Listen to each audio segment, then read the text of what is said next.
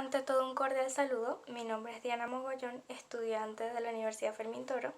actualmente cursante de la materia Mantenimiento Industrial 2, dictada por el ingeniero Edwin Cotera. En el actual videoensayo tenemos como objetivo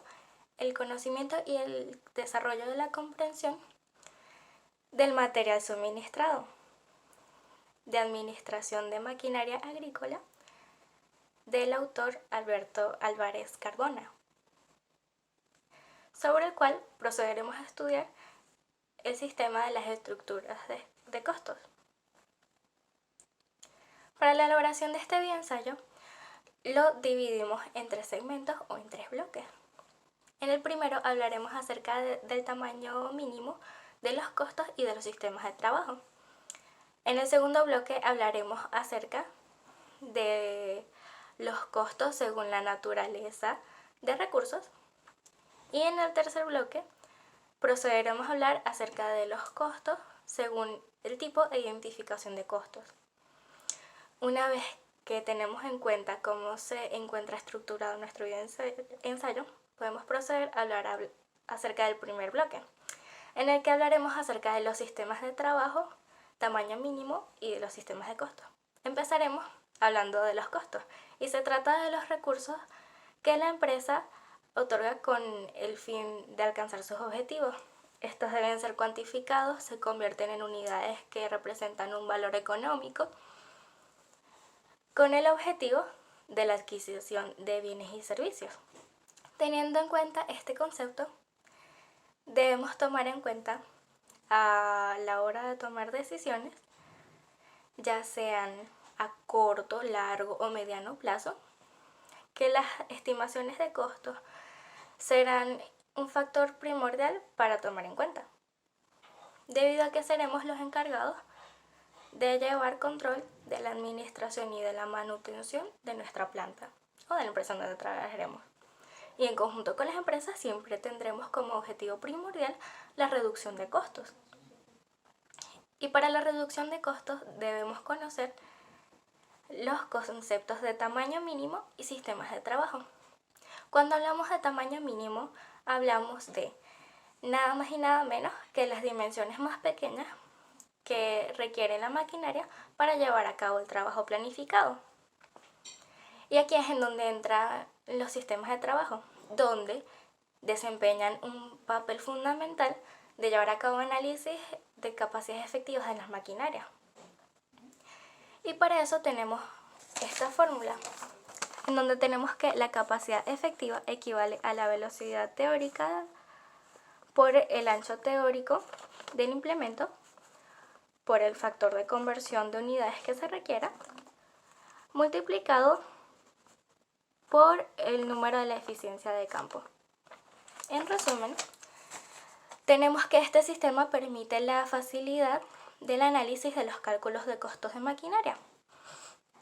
los cuales son unos de los más representativos al momento de llevar a cabo un análisis del mismo, en donde se encuentran involucrados los sistemas productivos de la empresa. En estos tipos de análisis se analiza la máquina no solo como un origen de costos, sino también un origen de ingresos. De esta manera se pueden medir mejor las utilidades y las rentabilidades específicas de la maquinaria, que le permitan al administrador tomar decisiones correctas sobre los reemplazos, las utilizaciones óptimas, capacidades óptimas, entre otras menos relevantes. En mi opinión, se deben llevar a cabo ciertos controles o mediciones verídicas que permitan tener una adecuada noción que represente la real eficiencia de la maquinaria en el tiempo utilizado. Siguiendo con la estructura estipulada en la introducción de nuestro videoensayo, podemos proceder a hablar acerca de nuestro segundo bloque, en donde hablaremos acerca de los costos según la naturaleza de recursos. Cuando hablamos acerca de los costos según la naturaleza de recursos, hablamos acerca de los elementos básicos que producen costos, y con esto hacemos referencia a los materiales, a los precios promedio, a los precios constantes, precios promedios periódicos, precios según primeras entradas, primeras salidas, según últimas entradas, últimas salidas, precios fijos estándar, precios de reposiciones, mano de obra, entre otros. En los costos de materiales tenemos que tomar en cuenta que estos son un elemento importante en los costos de producción, porque tenemos que son nuestra materia prima, los elementos que tenemos procesados o terminados, y tienen el problema de cargarlos como costos directos de producción debido a que su valoración no existe en el depósito de la empresa, y en este caso se recomienda los sistemas en los que mencionamos, que son los de los precios promedio, en donde se obtiene el valor total de la existencia en la fecha determinada del material requerido entre las unidades existentes en esa misma fecha. Y este se subdivide entre los precios promedio constante, que se trata de cuando los ingresos de un lote de almacén de depósito calcula su valor promedio o su precio promedio por el método general antes descrito en la fecha de entrada. Y ese es el precio del elemento que sale entre esa fecha y la próxima entrada de otro lote. Se puede calcular precios promedio periódicos que, a diferencia del anteriormente mencionado, se mantiene fijo durante un periodo de tiempo determinado, fijado acorde a los criterios empresariales y a los conocimientos de variabilidades de precios de compra del artículo. Al finalizar dicho periodo se calculará y se fijará un nuevo precio promedio por el método general antes descrito para nuevo periodo, y se puede calcular también precios según primeras entradas, primeras salidas, PPS. Este método consiste en aplicar precios a los artículos que salen de acuerdo a los que primero entraron o se compraron hasta cuando se agoten las existencias de ese primer lote, y cuando suceda se aplica el precio de los que salen igual al precio de la compra del segundo lote, y así sucesivamente. Se hace referencia al precio más no a los artículos en sí. Se tiene el método de precios según últimas entradas, primeras salidas, VPS, que consiste en la valoración de los artículos o en valorar los artículos que salen del almacén acorde a las últimas compras hasta lograr las existencias. Esto es como reiniciar un ciclo, siempre valorando los artículos que salen con los precios de la última compra. Este sistema es muy adecuado para épocas de inflación de precios como las que actualmente tenemos en Venezuela, por ejemplo. Tenemos el método de precios fijos estándar, que se aplica cuando las fluctuaciones de precios de compra de los artículos son conocidas y consiste en fijar en un precio único que más o menos coincida con esas fluctuaciones, el cual se aplica a todos los artículos que salen para el uso de la empresa. Tenemos el método de valorar los precios como precios de reposición, que consiste en la valoración de artículos que salen para uso de la empresa con valor de reemplazo de los mismos en el comercio en la fecha de salida,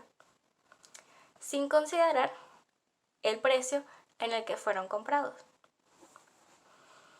el cual es muy bien utilizado en casos de altas inflaciones de precios, cuando se requiere un costo de producción actualizado o cuando se desee. La diferencia entre el valor de salida menos el de entrada creará un flujo de capital que servirá para cubrir el incremento de los precios de las compras. Sin embargo, no es físicamente aceptable la existencia de este fondo de reserva, lo cual conlleva a la carga final de esta reserva para el periodo. Tenemos los costos de la mano de obra, que se trata de la mesuración o la medida del esfuerzo humano necesario para lograr la realización de las actividades productivas. Y tenemos los otros costos, que comprenden los costos en los que entran, por ejemplo, no entran los materiales ni en la mano de obra necesarios, en los que tenemos, por ejemplo, los servicios de teléfono, los servicios de luz, los servicios de agua, de impuestos, entre otros. A manera de resumen, tenemos que este análisis representa los principales costos de las empresas, y de acuerdo con las informaciones recolectadas se deben utilizar los métodos y las técnicas de costeo que sean de mayor conveniencia para la empresa.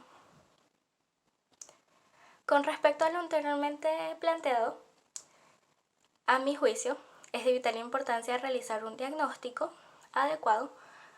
y no escatimar nunca en cuanto a los recursos, incluyendo si se tiene que pagar algún servicio externo, por ejemplo, para analistas, entre otros,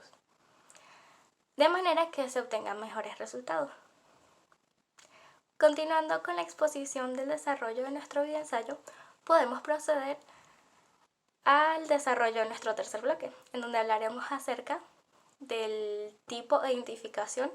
de costos, en donde tenemos los costos indirectos y los costos directos. Podemos identificar los costos directos como aquellos costos que tienen un valor tangible en cuanto a su producto o en cuanto a su valor. Existen materiales y mano de obra directos cuando para un producto o para una dependencia es posible registrar y cuantificar la cantidad y el valor de los materiales y de la mano de obra requeridas específicamente por el producto o por la dependencia del análisis. En el análisis, tenemos que los costos indirectos son denominados gastos, porque son aquellos que no se pueden identificar específicamente con un producto o con una dependencia. Por ejemplo, el costo del trabajo de los gerentes de planta, que por relacionarse con múltiples productos no se puede identificar con alguno en particular y por lo tanto se clasificará como un costo de mano de obra indirecta o administrativa, según sea el caso.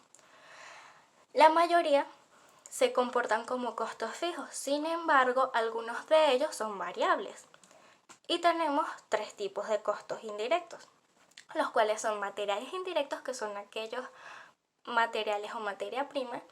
que se utilizan de manera común para varios productos y por lo tanto son muy difíciles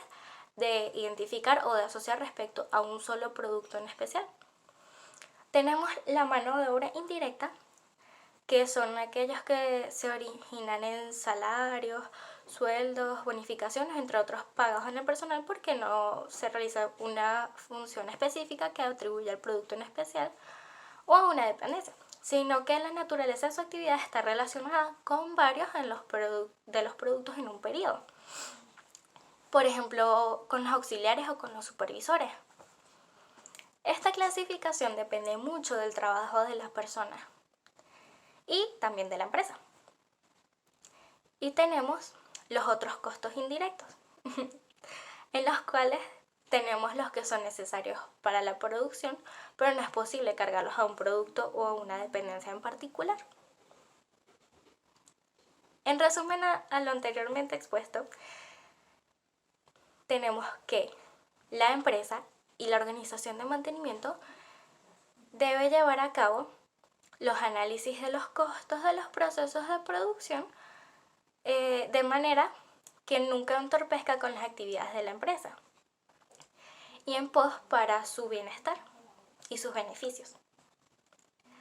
Ahora bien, como conclusión de nuestro videoensayo, podemos decir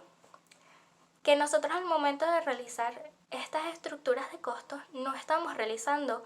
una estructura de contabilidad o de administración exactamente, sino que lo que estamos haciendo es realizar un análisis técnico económico que nos ayudará posteriormente a tener una disminución de los costos de las empresas, lo cual es siempre el objetivo principal. Y mi aporte para las conclusiones sería que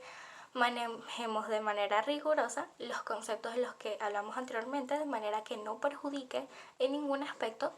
la estructura de costos de nuestro ámbito de trabajo, debido a que estos factores son esenciales si queremos realizar evaluaciones en nuestro sistema para ver si funciona de manera adecuada y